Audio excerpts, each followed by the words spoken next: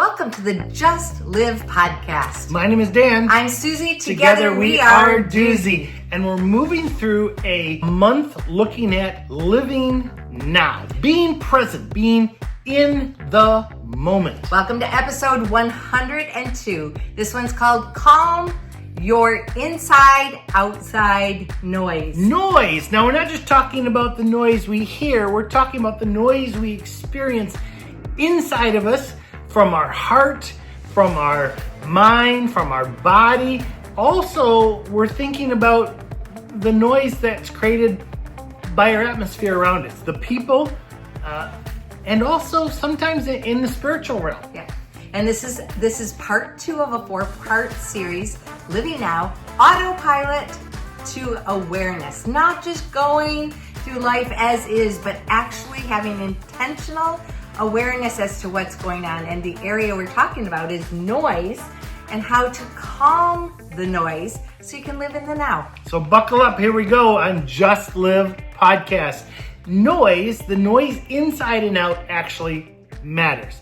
It matters for a lot of different reasons. Let me just give you a few. So one is chronic stress. Chronic stress in our bodies, our minds, our spirits, our being has become very normalized because of the pace of life that we live, and because we don't take pauses or we don't give ourselves margins actually to allow our body to rest and to relax. Suzie studies stress, and I study Suzie, which sometimes gives me stress. Anyway, noise matters. Many people confuse urgency with importance. There was a book written several years ago by Stephen Covey called First Things First, and it dealt with this whole idea of living in the important, not the urgent, because the urgent creates a lot of noise. Being aware of what the noise is happening in our life is also important, because emotional and mental reactivity steals our presence. So whenever there's a stimulus, there will be a response. And when that stimulus and the response are too close together, and this is part of our chronic stress syndrome, then we oftentimes react. But when we give a gap or a space in between what happens and our reaction, it will cause us to live in that now space. That is a gift that we've been given. Are you geeking out on this? I might be. She is.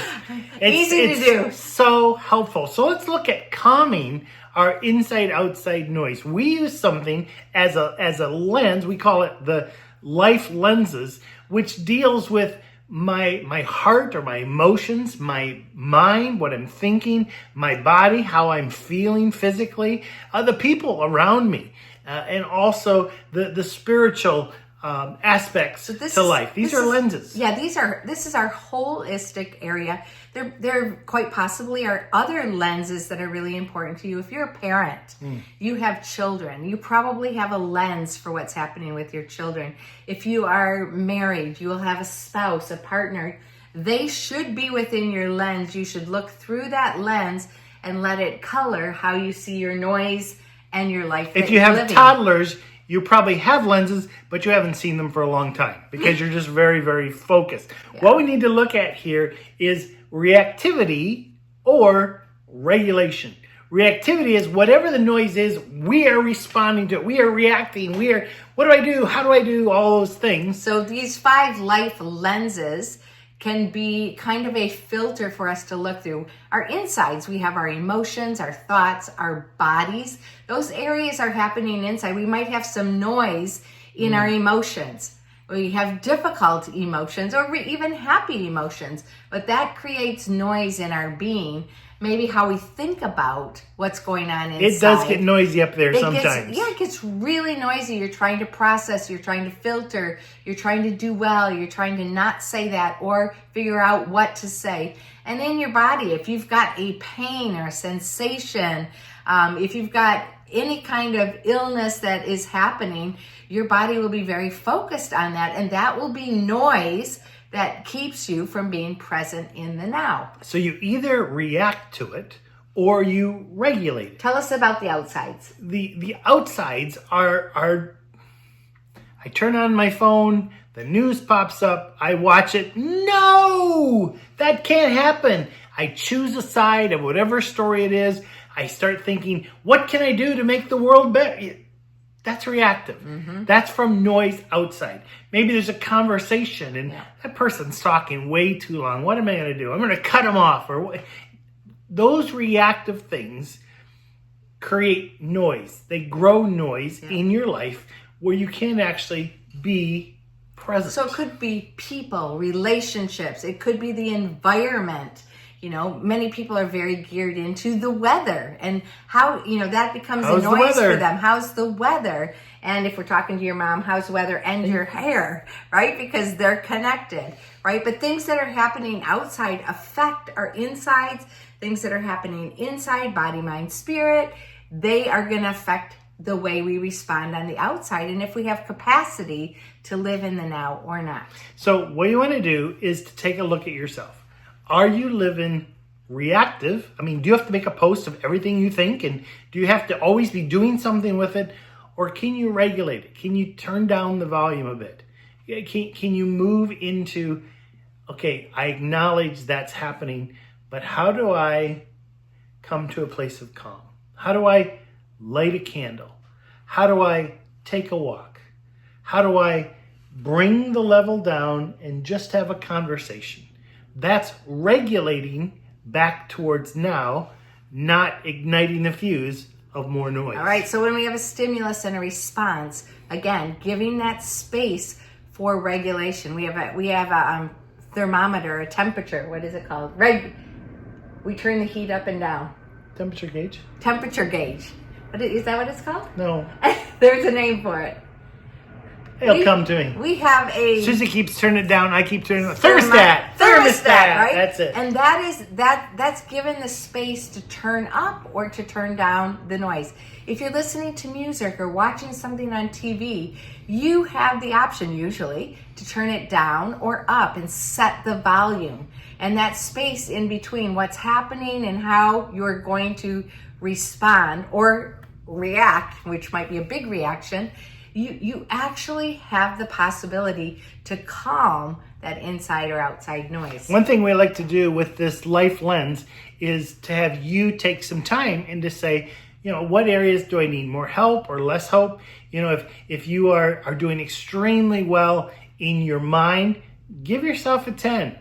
But if in your relationships you're doing poorly, give yourselves a 5. Because then you begin to say, on this volume control, I actually need to work more on my relationship or on my emotions. So here's a phrase I want you to just consider. I heard it today for the first time from Amanda Tress. She's the leader of the Faster Way to Fat Loss program that I'm using for my exercise and eating program. And she said, if you aren't changing, you're choosing. What's that mean? So it's a great concept. You have to get your head around it. But if you know something's happening, you become aware of something and you're not changing it at all, you're choosing that this is okay. But if you want it not to be okay, you want something to be different now and even into the future, then you get to change. You get to do the rhythms, the habits, the practices that make a difference in your life. So if you aren't changing, you're choosing essentially to keep it going exactly as is. So in our terms, it may be if you aren't regulating, you're reacting. Could be that. Could be. Could be that for sure. Could be. Yeah. So here's a few phrases, here's a few quotes and verses that maybe consider when you're thinking about what noise. Presence is impossible when your nervous system feels unsafe. This one is very true for me. Whenever I am unsafe or I feel unsafe, then you are not able to use any of your energy to be present now because your body is made to be ready to fight, flight, freeze, or fall as a safety device. So you don't have access to your prefrontal cortex. This is the place that allows you to make decisions, executive decisions, and choices. But if you are unsafe, your body is on high alert and you are not able to be in the now. You're actually in the reactive Let me just give a little example.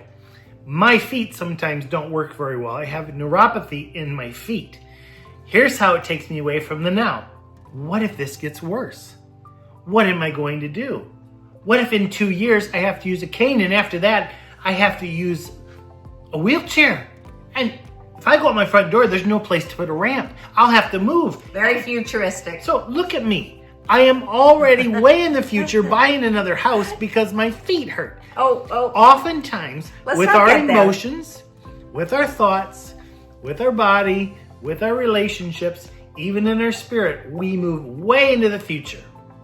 And I just want to say, grab your fishing line, grab yourself, pull yourself back right to where you are. Find that safe place in your present. If you are not able to be present, check your safety level. Check your trust level for the people around you, for your situation, your environment. If you can help yourself, or you can get others to help you feel more safe and understand that you are safe, then you will have the possibility to be present. Be still. Be still. Oh, this is the verse.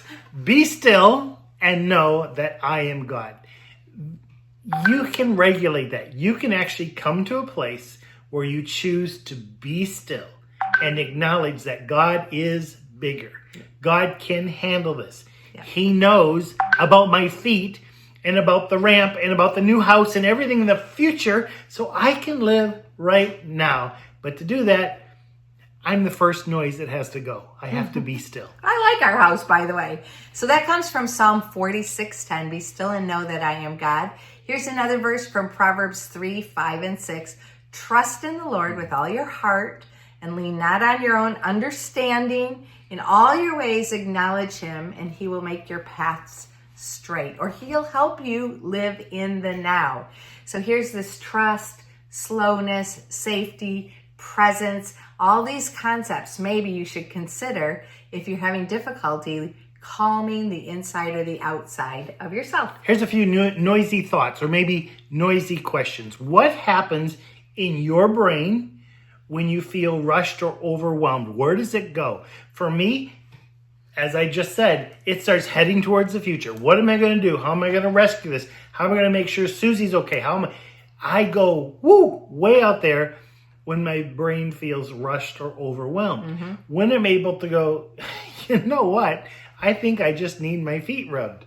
Okay. I got Sounds the good message. to me. I got the message. Okay, so feeling rushed or overwhelmed, that has very negative effects on me. That does not allow me to be in the here and now. So that's a really great thought to consider. Another question, why stillness sometimes feels uncomfortable? Ooh. Stillness is not my choice unless I'm really sleepy or I'm not feeling great. But when I am just really in a great space, being still, it is uncomfortable. I would rather be moving and shaking, but silence, solitude, Sabbath, stillness, taking time, my morning rhythms involve slowing down, taking it slow, and allowing my brain to process in a timely manner. So stillness is a really good practice for me. It's what I call my upstream practice. It's very good for me, but it's very difficult for me to do naturally. And I think there are just some things in life that are not pleasant, but they're good. Learning to fast, it's good. Being still, it's good. And I think sometimes it's uncomfortable because we feel like, well, I got to do something. I got to change. I got to whatever. And some of the best things happen when you're still. Here's another question to process. How is the body the doorway to now? What are you doing with your body that allows you to really be present in the now? When I'm feeling very stressed or very anxious, I have learned that if I get up and move my body, if I take a walk, if I jump around, if I do some sort of a movement and burn the toxins out of my body, then I am in a much more, I have more capacity to live in the now. Also, location and environment for me is really important. If there's a lot of noise, dirty, untidy spaces in our little home, it really is easy Clutter. for the clutter to happen. That is a lot of noise for me externally. We are sitting here in our living room, actually, of our home, And before I could sit down to record this podcast, I had to get the vacuum out and vacuum the floor. Now, are you seeing the floor? I doubt it. But for me to clear that clutter and to make the environment a good space for my body, it makes a difference further. Thank you very much. Thank you. Let's look at a few calm practices. There are ways to physically calm yourself down. We call this one the sacred pause. It only takes 2 or 3 minutes, but you can do this multiple times a day. You begin to slow down your intake. Slow inhale, try to count to 4 as you inhale. And then you exhale. 6 counts, Make longer. it long. Place your hand on your chest or on your stomach. Breathe in. Breathe out. See, I'm not thinking about building a ramp. I'm not thinking about selling my house. I'm right here breathing. And then I ask, what do I need right now? Mm-hmm. Only thing that comes to my mind is a foot rub. Okay, soon that will be our now reality. Well, no problem. We'll see. Here's some questions for you to consider about the calm. And what I did for this is I made what's called a T graph. So make the letter T, a small letter T, so you have 2 sides, 2 sections. And on one side, you can ask, what situations trigger me out of the present? And then right on the line on the other side of that, you can write, how do I usually return to now instead of following the trigger? Or how could I? This is an awareness tool that you should be using. Whether it's mentally, physically, emotionally, socially, or spiritually, begin to look at what's triggering you and how do you return. So for example, I have just written down, what triggers me? We were talking about being in a hurry. So hurry triggers me. And how do I return? I can slow it down. I can sit. As I said, I can go out in nature. I can have a walk. I can move my body. What else triggers me? Not thinking far enough in advance to keep up with Dan because he's Mr. Future, right? And so if I can do the work to process things earlier and not just try to respond, not being prepared, that also brings more calmness to myself and to us as a couple. When I'm not able to process things or I have to have an answer, and I love to research and I love to look up the details and to geek out, Dan calls it, and to geek out in all these things that make a difference for me. I like to understand why. My scientific mind loves to do that. And so that helps me process. So creating space, and I do that in my morning rhythms as well, to learn and to process and to understand. Those are some of the ways that I can learn what triggers me and what I can do about it. So we're going to end this time looking at now with a regulation tool. And this is very, very helpful, very, very simple, but you create a short list of ways that you can calm your noise in your heart, in your mind, in your body, with people, and in your spirit. Now, you may be really struggling right now with your mind. Well, maybe you want to do all 5 ways dealing with your mind, or you may want to do one for each of them. That's okay. But just make a short list of ways that you can calm the noise in these different ways. For me, I made this T graph, what triggers me and what's going to help me. And so I just look on the help me side of it, and that just helps me do a quick list, like slow down, sit, get out in nature, exercise, process, keep up with my morning rhythms. So it might be different for you, but that's what I've written down on my short list of 5 ways that I'm going to try to put into practice this week. How about you? Slow down.